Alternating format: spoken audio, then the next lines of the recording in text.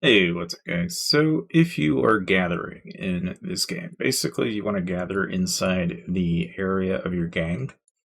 So, like for example, right now I've got a gatherer going on right now, and all he's doing is gathering iron. Now, if you're wondering what type of unit should I be sending, you want to send wall breakers. They have the largest load capacity. The second best would be hitters.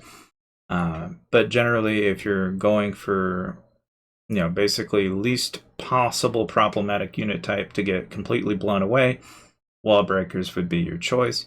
If you're wanting to know how they're doing, you can actually go down, click on them, and you can see the gathering quantity, and it'll tell you approximately how much they're going to gather and how long that's going to take, as well as, because of you being in your zone, right? You're going to get a bonus for having gathered in there. Now, if you were to, like, say, try and gather over here, you'll actually have you won't get any of those bonuses, basically, more or less. As far as that's concerned, right? Those are some of the surface level things. I would say a couple of things you also want to pay very close attention to is whether or not do you have a gatherer hero. If you do, you should probably use it. So, like for example, this guy's a gatherer. You go ahead and go and dump into his talents once you've got it at level 15. And go ahead and use. Now, in my case, early on, you're not going to need to worry about this as much, but later on, you will. But you want to dump into the gatherer tree then and basically use the talents for that so you can get the gathering bonuses.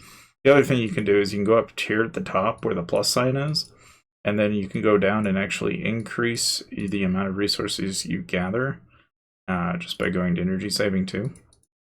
And if you hit go, it'll actually send you down a rabbit hole, and it'll tell you where you need to go in order to get those buffs.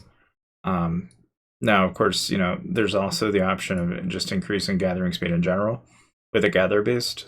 So if, let's say, you're going to do a lot of gathering for a short duration of time, you know that you're going to be doing a lot of it, you can do it that way as well and pop a buff. Again, these are all things that ultimately, when you're going around and you don't have, you're not buying resources or anything, then your only two options in this game really are either to plunder other players for their resources or go around and gather inside your alliance territory. So that way you can get pretty much the most amount of benefit with not really running into too many problems. Like that's really about all there is to it. There's not really much more to say than that. Like in this case, I just built a gang distributor, and then I can reinforce it, add to it as I please.